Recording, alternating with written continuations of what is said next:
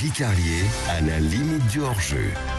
Avec Bagel Corner, ouvrez votre restaurant et révélez votre talent. Et quelque chose me dit qu'il sera encore plus à la limite du hors-jeu aujourd'hui. Bonjour Guy Carlier. Bonjour Guy. Bonjour Patrick, bonjour Cécile. Pardon, bonjour Cécile, bonjour Patrick, bonjour à tous. Oui, bon, vous ne m'avez pas communiqué le thème de votre chronique ce matin. Il n'y a pas de lancement pour Patrick. J'avoue que je suis un petit peu inquiet. Non, Patrick, c'est tout simplement que ce dont je vais parler aujourd'hui sort un peu du cadre habituel des chroniques de l'Euro. Et si je me permets cet écart, c'est que les événements lamentables et puérils qui ont suivi l'élimination de l'équipe de France m'ont terriblement énervé parce qu'on est passé du statut de meilleure équipe du monde à meilleure bande de petits cons qui se chamaillent dans une cour d'école primaire.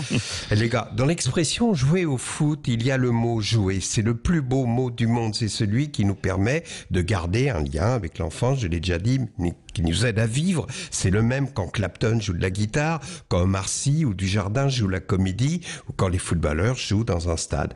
C'est merveilleux, ce sont nos héros. Le problème, ce sont ceux qui jouent au con. Et depuis lundi soir, tout le monde joue au con dans l'équipe de France, dans son entourage et même dans sa hiérarchie, puisque Noël Le Graët, le président de la fédération, qui doit interrompre brutalement l'élaboration d'une note de frais qui s'annonçait prometteuse, bien plus brillante que le jeu de l'équipe de France, a donné une conférence de presse où il a fait part de son insatisfaction.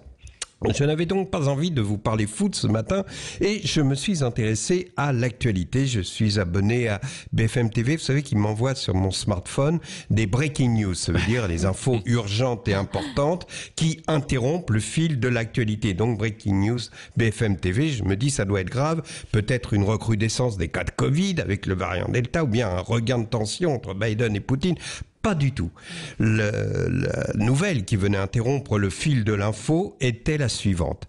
La spectatrice qui a causé la chute sur le tour a été placée en garde à vue et immédiatement, on interrompait l'émission en cours pour diffuser en direct l'allocution du procureur de la République qui, le plus sérieusement du monde, a expliqué, et là je cite ces mots, « La mise en cause a été placée en garde à vue à 13h30 pour des faits de mise en danger d'autrui par manquement délibéré. Sa garde à vue a été prolongé tandis que la police procède à une perquisition à son domicile. » Ah la vache quand même. Là on se demande si c'est BFM qui se fout du monde ou bien les institutions policières et judiciaires qui font des annonces comme s'il s'agissait de la traque d'un Ben Laden et qui perquisitionnent une pauvre fille en quête de reconnaissance de son pépé, de sa mémé comme un vulgaire Dupond-Moretti. Non, parce que pour moi cette dame a juste fait une énorme connerie comme des milliers d'abrutis risquent d'en faire tout au long du Tour de France. Regardez-les cavaler dans l'école à côté des coureurs qui peinent dans la montée.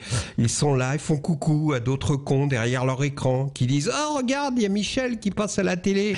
Oui, Michel passe à la télé, on voit que lui. On voit que lui et pas le coureur derrière lui à la peine dans un col qui n'en finit pas et qui pense que sa femme et son gosse le voient à la télé en ce moment même et que cette image de loser restera gravée dans l'esprit de son fils. Mais non mon gars, mais non, on expliquera à ton fils que tu as tout donné, que tu es allé au bout de tes rêves. Tu rêvais d'être Eddy Merckx, mais tout le monde ne peut pas être Eddy Merckx. L'important, c'est que tu as réalisé ton rêve de môme quand tu regardais le Tour à la télé, que tu disais un jour je ferai le Tour de France. Alors accroche-toi, ne regarde pas le sommet de ce putain de col et tous les lacets qui vont te lacérer avant d'y parvenir. Tu n'es pas un loser. Le loser, c'est Michel au premier plan qui court à tes côtés en offrant à la caméra un sourire de crétin avec son maillot à poids de meilleur grimpeur, et je crains plus pour la santé mentale de ces mômes que pour les enfants du coureur qui souffrent derrière lui dans un col.